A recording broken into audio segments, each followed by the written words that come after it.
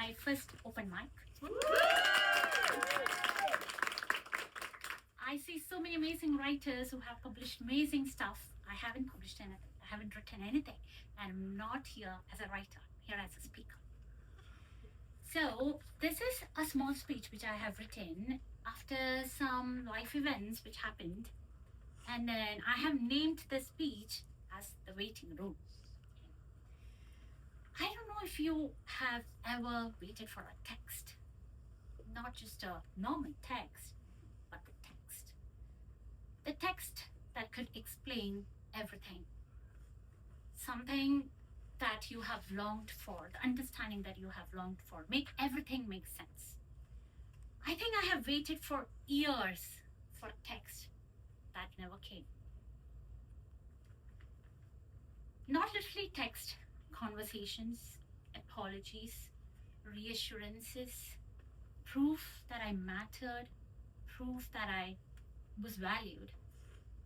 I think for a long time I was looking for answers. But then recently, I realized that I didn't need answers. What I need was permission. Permission to let go, permission to move on, and permission to finally accept, finally give up the hope that someone will show up in the way, in becoming in the way that I want them to be. And I understood this weird thing about waiting. You know, waiting doesn't feel like waiting.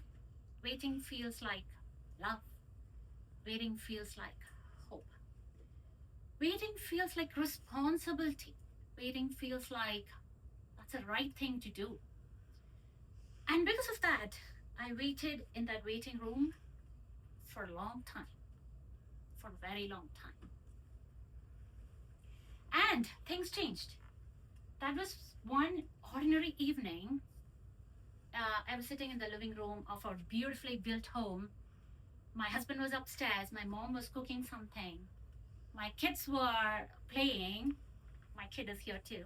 So, yeah, my kids were playing and my dog was running around.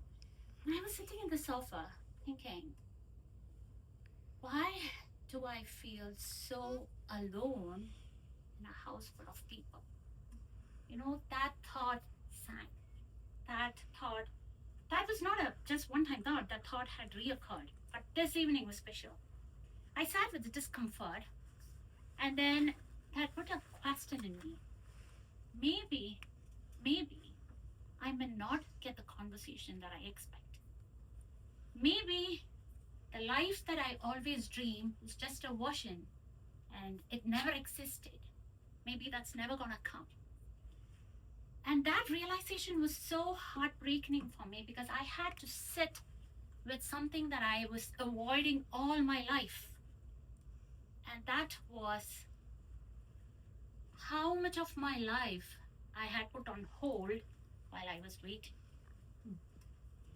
How much of my life I had put on hold on silently, depending quietly on someone else's choices, someone else's willingness, someone else's capacity. And that felt so hard. My own life put on hold. I couldn't do anything for years other than being in the waiting room. That hardness whispered another question in me. And that asked me, maybe all it takes is to ask myself, why instead of waiting for someone to give me what I always wanted, why don't I think about a life that I can build for myself, even if they didn't give me anything? What would my life look like if they didn't give me anything? And that question changed everything. Not because I healed magically, not because I knew the answers, not because I transformed, nothing of that, because it gave me permission. It gave me permission, it gave me the power to move from waiting to living. That was massive. I decided to live irrespective of what. That gave me the power to own my life. permission to move on would never have been given by anything else. No one is gonna give you that. No one is gonna call you and give you that. It is something that I gave to myself. And even when I stand here, I still don't have all the answers.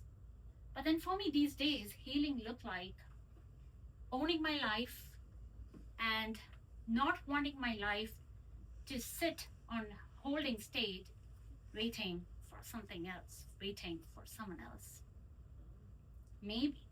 Maybe some of you are waiting too, waiting for closure, waiting for permission, waiting for life to change, waiting for your loved one to reach out and call you back.